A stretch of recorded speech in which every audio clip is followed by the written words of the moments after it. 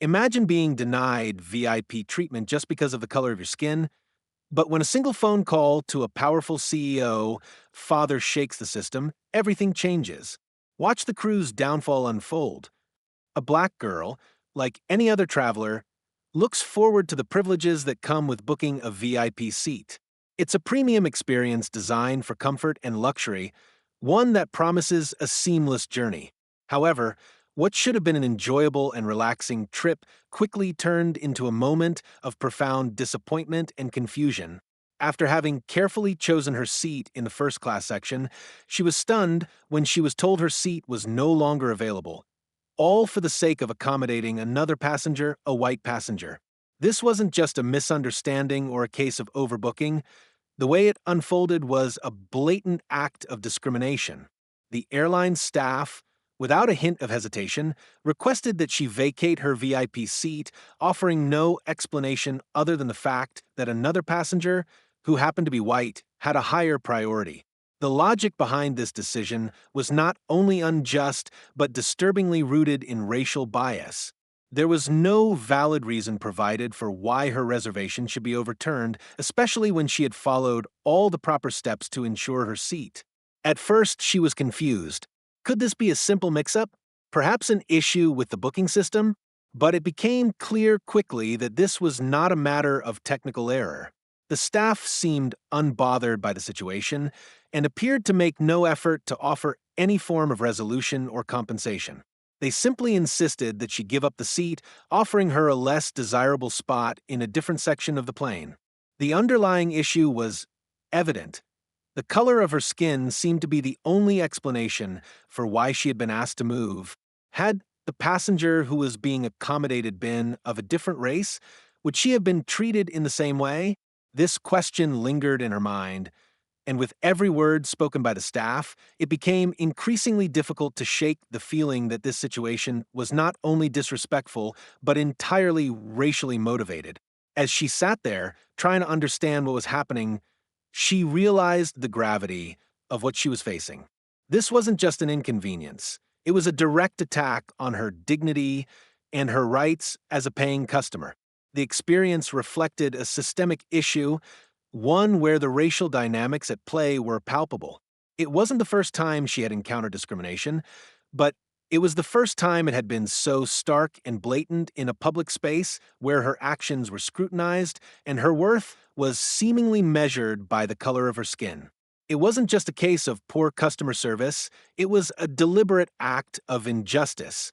The very essence of what VIP seats represent, respect, privilege, and fairness, was completely stripped away from her. Instead of receiving the service she was entitled to, she was subjected to a decision that lacked empathy, fairness, and any semblance of respect for her as an individual. This moment, though just a brief incident in the grand scope of life, carried a heavy emotional weight. It was a reminder of the discrimination that Black individuals often face, especially in spaces where they should feel comfortable and valued. The experience underscored the deep-rooted prejudices that continue to exist within various systems, particularly in customer service and travel. In her mind, it wasn't just about one individual being wronged. It was about the larger societal pattern where people of color are often marginalized, whether intentionally or through deeply ingrained biases. The moment she was forced to give up her VIP seat to accommodate someone else, simply because that person was white, was a sharp reminder that racial inequality still permeates every corner of society. It wasn't just a seat on a plane that was taken from her. It was a sense of respect, fairness, and dignity. The frustration was palpable. The injustice was clear. It wasn't the kind of event that could easily be brushed aside, and it demanded attention not just from the staff, but from the institution as a whole. As she walked away from the first-class cabin, she couldn't help but feel a sense of anger and disbelief. This wasn't the type of experience she had envisioned when booking her flight. She had expected to be treated as an equal to enjoy the premium experience she had paid for. Instead, she was left with the harsh reality that her worth, in this moment, had been diminished solely because of her race. It was a reality that too many people of color face daily, but for her, this was a reminder that the fight for equality and justice was far from over. The moment was both personal and universal. It wasn't just her experience, it was the experience of countless others who have been subjected to similar forms of racial discrimination in different settings. It was a stark reminder that, despite the progress made in some areas, the fight for racial equality and dignity in everyday life is far from complete. The frustration and disillusionment she felt were not just an individual reaction. They reflected a larger, ongoing struggle that continues to affect millions of people of color around the world. In that moment, she understood just how powerful discrimination could be when it was institutionalized and made routine. It was the kind of discrimination that didn't just happen once but was embedded in systems and structures, creating an environment where people of color were often made to feel invisible, unheard, and unimportant. This experience, seemingly small in the context of a larger world, was part of a much bigger problem that needed to be addressed at its core. The moment she was denied a VIP seat was just the beginning of a journey toward accountability, and it wasn't one she intended to back down from. In the face of blatant discrimination, the black girl chose not to let the situation slide. She knew that remaining passive in the face of injustice would only perpetuate the cycle of inequality she had just experienced. This was not a moment for quiet acceptance, this was a call to action. Instead of sitting idly by, she reached for her phone and made a decisive call to her father. He wasn't just any father, he was a high-profile CEO with a reputation for standing firm against corporate wrongdoing. He had built his career by holding powerful entities accountable, and she knew that his influence could alter the course of events in an instant. As the phone rang, she knew this wouldn't just be any ordinary conversation. Her father, who was used to handling crises of all kinds in the corporate world, answered the call with a sense of urgency. She calmly explained what had happened: the unjust denial of her VIP seat, the racial bias she had encountered, and the failure of the airline staff to offer a reasonable solution. As she spoke, her father listened attentively, absorbing every detail. It wasn't just about a seat on a plane, it was about something much bigger: respect, fairness, and the right to be treated equally regardless of race. Without missing a beat, her father's tone shifted from concern to resolve. He made it clear that he would not let this matter go. He understood the weight of the situation and knew that this wasn't just an isolated incident. It was part of a broader issue of racial injustice that needed to be confronted head-on. He assured her that he would make a call of his own, a call that would ensure the airline would be held accountable. In the world of business, power often lies in who you know and the influence you wield. With one call, her father was about to shift the balance of power. His reputation alone was enough to send ripples through the company, and he wasn't afraid to use it.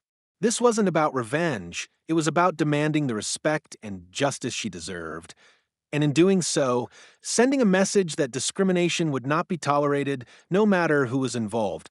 Once the CEO's call was made, the airline's higher-ups were thrown into immediate action. They knew the gravity of the situation. A high-profile complaint from the daughter of a CEO was not something that could be ignored. The airline had to act swiftly to contain the fallout from what could quickly escalate into a public relations nightmare. They understood that any delay or hesitation in addressing the issue would only make matters worse. The immediate consequence of the CEO's involvement was the swift termination of the crew members who were directly responsible for the discrimination. The airline could not afford to let the actions of its staff go unchecked. The decision was made quickly, with little room for debate. The crew who had wronged the black girl was no longer employed by the company. It was a harsh response, but one that reflected the seriousness with which the airline was treating the incident. The firing of the crew sent a clear message: the airline would not tolerate discrimination no matter the circumstances. The actions of these employees had not only violated company policy, but had also undermined the core values the airline claimed to uphold: fairness, respect, and equality. By dismissing them, the airline was attempting to distance itself from any association with the discriminatory behavior that had taken place. However, the damage had already been done, and no amount of swift action could fully undo the harm that had been caused. Meanwhile, behind the scenes, the airline's senior management scrambled to limit the damage. They initiated internal investigations to understand how such an incident had been allowed to occur, but there was also an urgent need to protect the company's reputation. The public relations team was mobilized to address any potential media fallout, preparing statements and crafting a narrative to explain the actions that had been taken. Their main goal was to ensure that the airline's brand remained intact and that the story would not spiral out of control. Despite the swift actions taken, the incident had already set off a chain reaction. The airline was now facing scrutiny from the public, with many questioning how such blatant discrimination could occur in the first place.